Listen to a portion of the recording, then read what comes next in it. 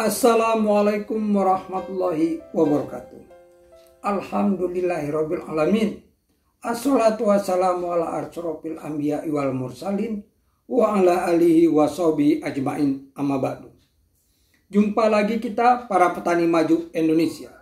Dalam kesempatan ini, marilah bersama-sama kita berdoa untuk kesehatan dan keselamatan kita, juga untuk keselamatan dan kesehatan masyarakat penduduk Indonesia, juga tak lupa untuk kesehatan dan keselamatan para pemimpin-pemimpin kita yang telah kita beri amanah, sehingga mereka bisa melaksanakan amanah itu dengan baik sesuai dengan tujuan dipilih.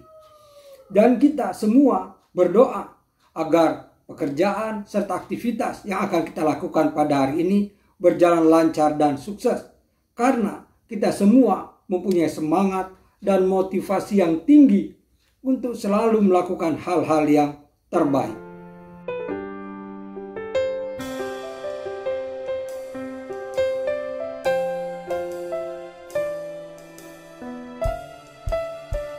Para petani maju Indonesia, dalam rangkaian pertemuan kita pada hari ini, kita kembali akan memenuhi beberapa permintaan sekaligus juga menjawab beberapa pertanyaan. Nah, dalam kesempatan ini kita akan membahas masalah pencampuran pupuk, di mana ada beberapa yang mempertanyakannya kepada kami dan sudah berlangsung lama, dan akhirnya kini baru bisa kami jawab, yaitu pupuk mana saja yang bisa dicampur, apakah itu pupuk tunggal dengan pupuk majemuk, pupuk antar pupuk tunggal.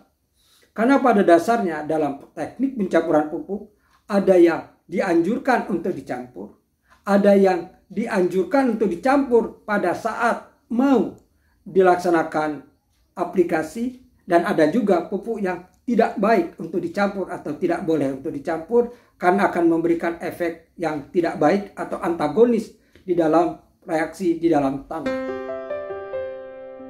Untuk tahap awal, kita bisa melihat dari tabel berikut ini, yaitu tabel mengenai teknis pencampuran pupuk, di mana kita tampilkan tabel yang berisikan pupuk-pupuk tunggal, yaitu KCl, kalium sulfat, amonium sulfat, kalsium amonium nitrat, kalium natrium nitrat, kalsium nitrat, kalsium sianamid, urea, super fosfat, triple fosfat, amonium fosfat, kerak baja, renania fosfat, hiperfosfat, dan kalsium karbonat. Tanda berdasarkan warna. Warna hijau adalah pupuk yang dapat dicampur. Warna kuning adalah pupuk yang dapat dicampur hanya dekat sebelum pemupukan. Jadi kira-kira maksimal 3 jam sebelum aplikasi pupuk. Lalu yang berwarna merah adalah pupuk yang tidak dapat dicampur karena alasan kimiawi. Sedangkan tepung tulang yang sering digunakan sebagai pengering dapat dicampur dengan segala pupuk lainnya. Di mana sumbernya kita dapatkan dari Jacob dan Oxel tahun 1963 dalam London tahun 1984. Aturan campur pupuk yang benar dalam budidaya tanaman jagung. Pupuk kimia adalah bahan kimia mengandung unsur hara yang diberikan ke tanaman sebagai sumber makanan. Terdapat berbagai macam jenis pupuk kimia berdasarkan kandungan unsur haranya, yaitu pupuk TSP, SP36, SP18, urea, KCl, ZK, dan ada pupuk yang mengandung lebih dari satu unsur hara, yang dikenal dengan pupuk majemuk. Serta ada jenis lain, yang berfungsi memperbaiki kadar keasaman tanah, juga menyediakan hara bagi tanaman, misalnya kiserit, kapur dolomit, dan lain sebagainya. Jenis-jenis pupuk tersebut, seluruhnya diperlukan oleh tanaman, dan wajib diberikan supaya tanaman tumbuh dan kembang dengan baik, sehingga pada akhirnya juga memberikan hasil yang tinggi dengan kualitas yang baik. Pupuk dapat diberikan sebelum tanam, atau sebagai pupuk dasar, dan setelah tanaman tumbuh, sebagai pupuk susulan. Dalam melakukan pemupukan, kita dituntut untuk mengetahui bagaimana teknik pencampuran beberapa jenis pupuk, agar pupuk yang diberikan tepat sasaran, sesuai kebutuhan, dan tidak sia-sia. Umumnya, campuran beberapa jenis pupuk diberikan secara bersamaan, dengan alasan untuk menghemat waktu dan tenaga. Namun, ternyata masing-masing jenis pupuk memiliki karakter dan sifat yang berbeda-beda. Ada pupuk yang bersifat baik, dan ada pula yang bersifat antagonis, atau berlawanan jika dicampur. Jenis pupuk yang bersifat antagonis jika dicampur, dapat mengakibatkan hilangnya unsur hara. Salah satu unsur hara tidak dapat diserap oleh tanaman, bahkan ada yang dapat meracuni tanaman.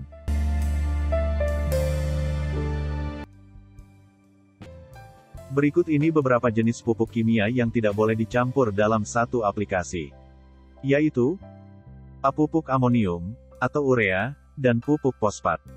Yaitu, pupuk urea, dengan pupuk TSP, urea dengan SP36, urea dengan SP18, pupuk nitrogen, dan pupuk fosfat tidak boleh dicampur, tetapi boleh dicampur pada saat untuk aplikasi, di mana lama pencampuran dengan aplikasi adalah maksimal 3-4 jam. Beberapa hal buruk yang akan terjadi adalah, akan terjadi peningkatan keasaman tanah, menurunkan pH tanah.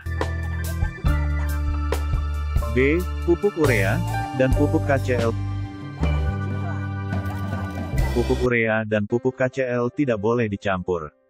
Jika pupuk urea dan pupuk KCl dicampur, tetapi boleh dicampur pada saat untuk aplikasi, di mana lama pencampuran dengan aplikasi adalah maksimal 3-4 jam. Karena bisa membentuk gumpalan-gumpalan, dan tanaman akan sulit menyerapnya.